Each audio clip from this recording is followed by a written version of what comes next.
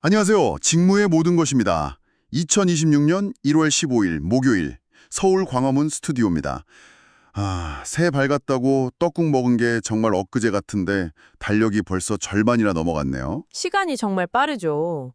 오늘 아침 뉴스 보니까 올해 1분기 수출 전망치가 나왔더라고요. 맞아요. 저도 봤어요. 작년보다는 좀 나아질 거라는 분석이 많아서 어찌나 다행이던지요. 네, 연초부터 좀 좋은 소식이 들리니까 기분이 좋더라고요.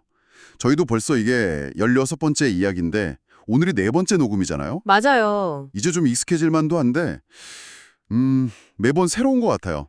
잘 마무리할 수 있겠죠? 그럼요. 오늘 주제가 딱 그 수출 현장하고 맞닿아 있는 이야기라 더 의미가 있는 것 같아요. 물류나 무역 분야로 가고 싶어 하는 분들이라면 정말 반드시 알아야 할 운송에 대한 모든 것을 파헤쳐 보려고 하거든요. 운송이요? 네, NCS 능력 단위로는 수출입 운송보험에 해당되는 내용이죠. 좋습니다. 그냥 책상에 앉아서 이론만 보는 게 아니라 만약 지금 당장 여러분이 첫 수출을 해야 한다면 어떤 일을 겪게 될지 그 여정을 한번 같이 따라가 보는 느낌으로 이야기 나눠보면 재밌을 것 같아요. 좋은 접근인데요? 면접 질문에 대한 답도 자연스럽게 보일 거고요. 좋아요. 그럼 모든 것의 시작, 바로 계획부터 세워볼까요? 여러분이 만든 멋진 상품이 드디어 첫 수출길에 오르게 됐다고 한번 상상해보세요. 좋습니다. 제가 만든 화장품을 해외 바이오에게 처음으로 판매했다고 해보죠. 일단 창고에 박스들이 잔뜩 쌓여 있어요. 이제 이걸 어떻게 항구나 공항으로 보내죠? 그냥 택배 부르듯이 전화 한 통이면 되는 건가요? 바로 그 지점, 거기가 대부분의 초보 수출자가 처음 부딪히는 벽이죠. 정말 막막할 것 같아요. 사실 비행기나 배에 싣는 건 그 다음 문제예요. 먼저 창고에서 그 항구나 공항까지 물건을 안전하게 옮기는 것, 즉 국내 운송부터 해결해야 해요. 국내 운송이요? 네. 그리고 이 비용은 인코텀스 조건이 어떻든 간에 무조건 수출하는 쪽에서 부담해야 하는 몫이에요. 무조건 제 돈이 나가는 거군요. 그럼 이 비용을 줄이는 게 제품의 최종 가격 경쟁력에 엄청 중요하겠네요? 그렇죠. 여기서 한 가지 알아두면 정말 유용한 개념이 바로 ICD예요. ICD요? 네, 내륙 컨테이너 기지. 인랜드 컨테이너 디포의 약자인데 말 그대로 항구가 아닌 내륙에 있는 작은 항구 같은 곳이에요. 경기도 의왕이나 경남 양산에 크게 자리 잡고 있죠. 매륙에 있는 항구고요. 그게 왜 필요한 거죠?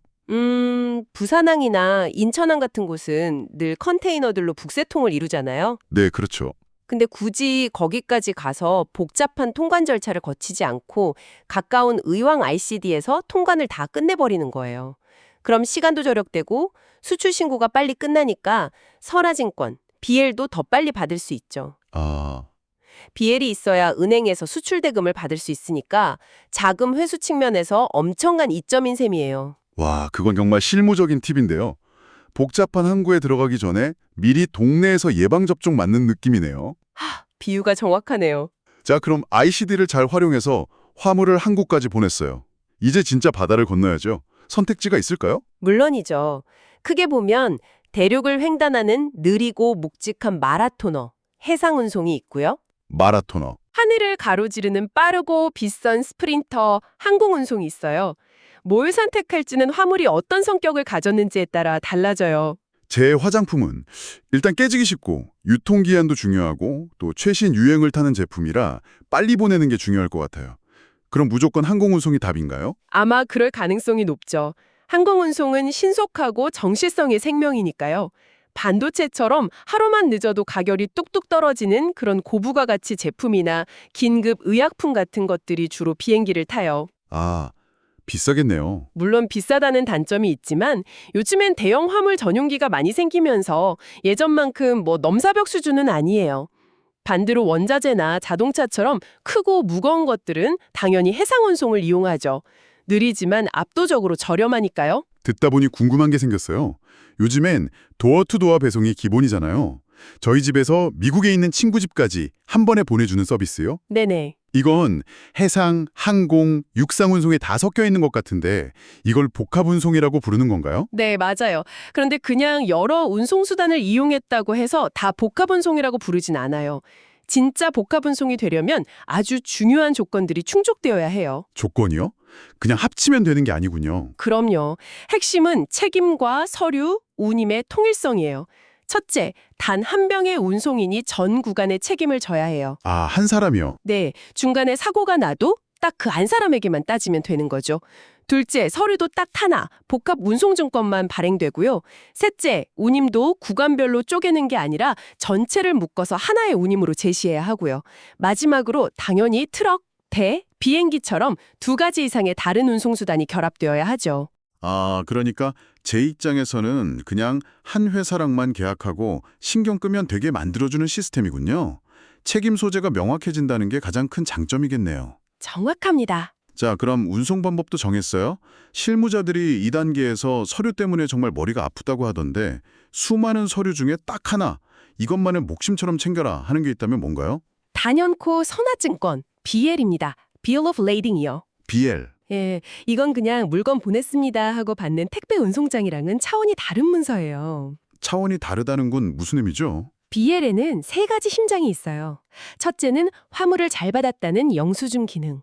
둘째는 운송 계약을 체결했다는 증거 기능. 근데 진짜 무서운 건 세 번째 기능. 바로 권리증권이라는 점이에요. 권리증권이요? 그게 뭐죠? 주식이나 채권 같은 건가요? 정확해요. 유가증권이라는 뜻인데 쉽게 말해 이 BL 종이를 가진 사람이 곧 그 화물의 주인이라는 의미예요. 한번 생각해 보세요.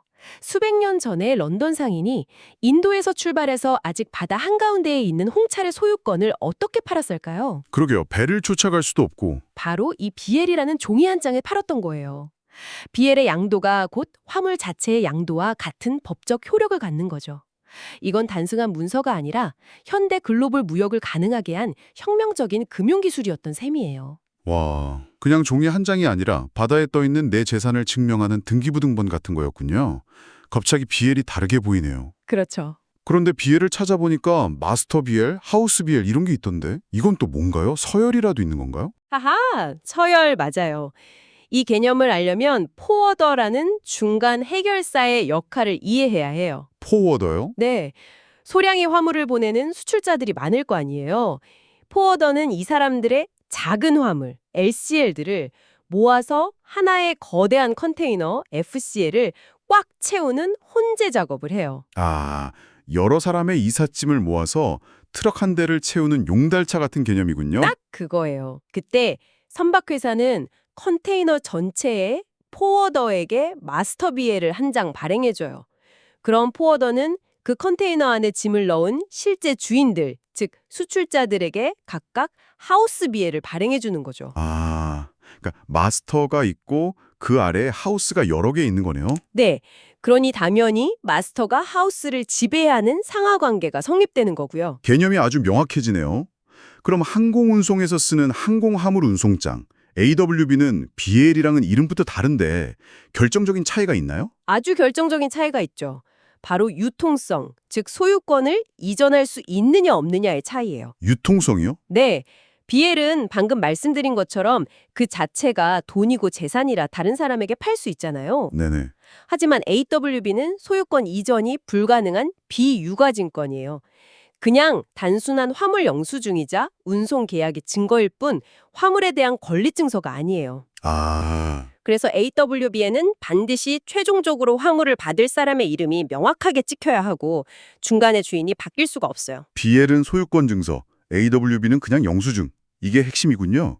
그 외에도 뭐 서렌더드 BL이나 해상화물 운송장, SWB 같은 용어들도 있던데 이건 언제 쓰는 거예요? 실무에서 속도 때문에 생겨난 변종들이라고 보시면 돼요. 예를 들어 부산에서 일본으로 가는 배는 하루면 도착하는데 BL 원본 서류가 국제 우편으로 가는 데는 며칠씩 걸리잖아요. 아, 그렇죠. 물건이 먼저 도착하겠네요. 맞아요. 화물은 도착했는데 서류가 없어서 물건을 못 찾는 상황이 생기죠.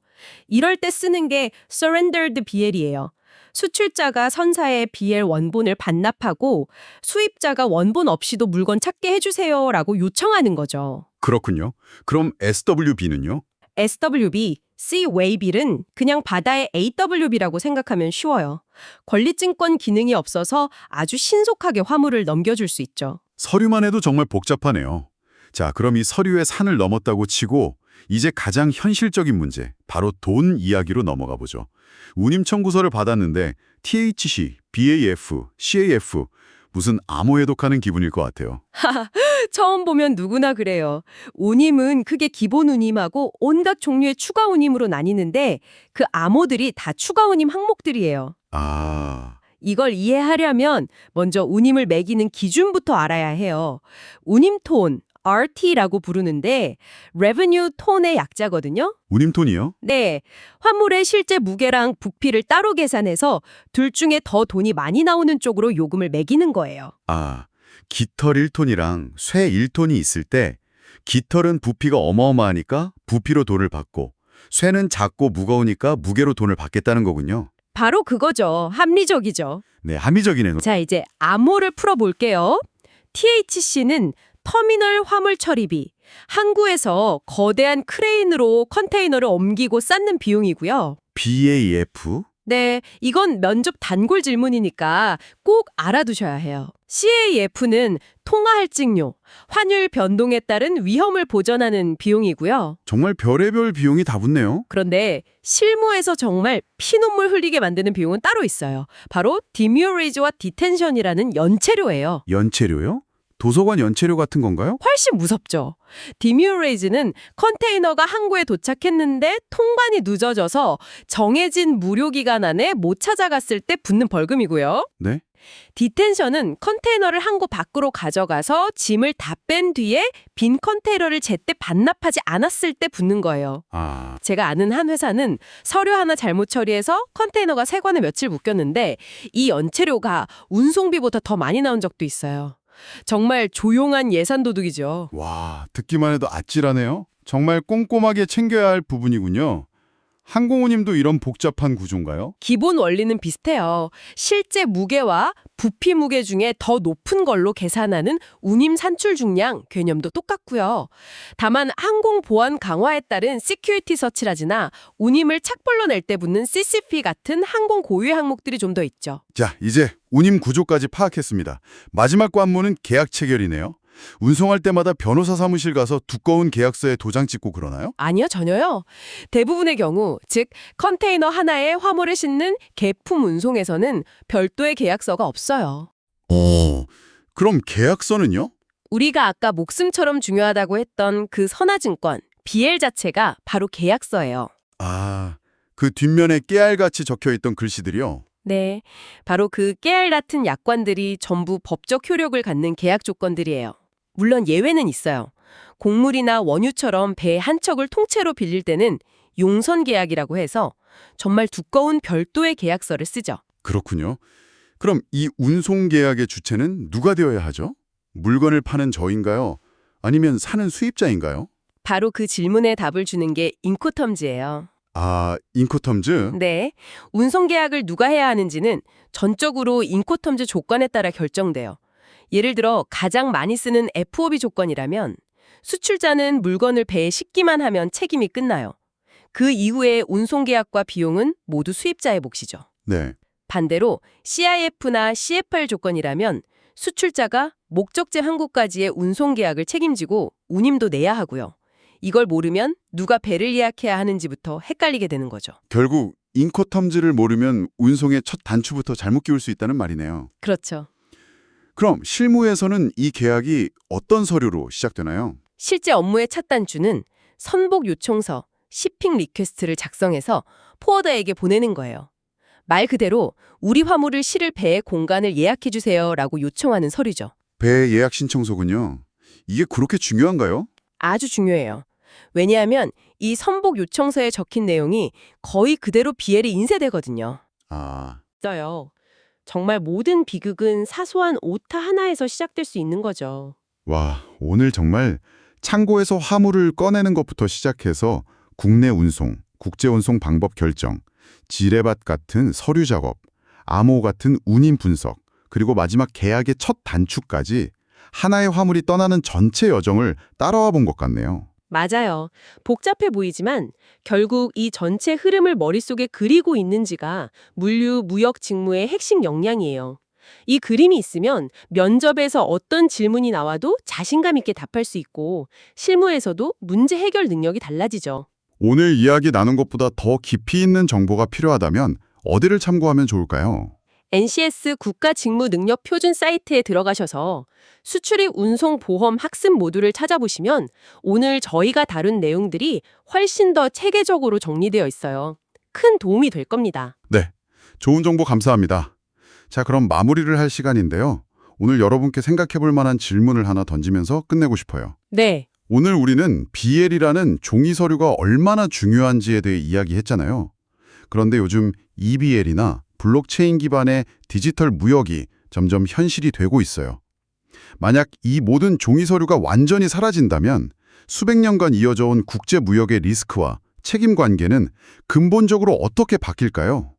그리고 그 세상에서 여러분은 어떤 기회를 잡을 수 있을까요? 한번 생각해 보시면 좋겠습니다. 미래의 무역 전문가가 되려면 반드시 고민해봐야 할 문제네요. 오늘도 긴 시간 함께해 주셔서 정말 감사합니다. 저희는 다음 시간에 더 유익한 직무 이야기로 돌아오겠습니다. 감사합니다.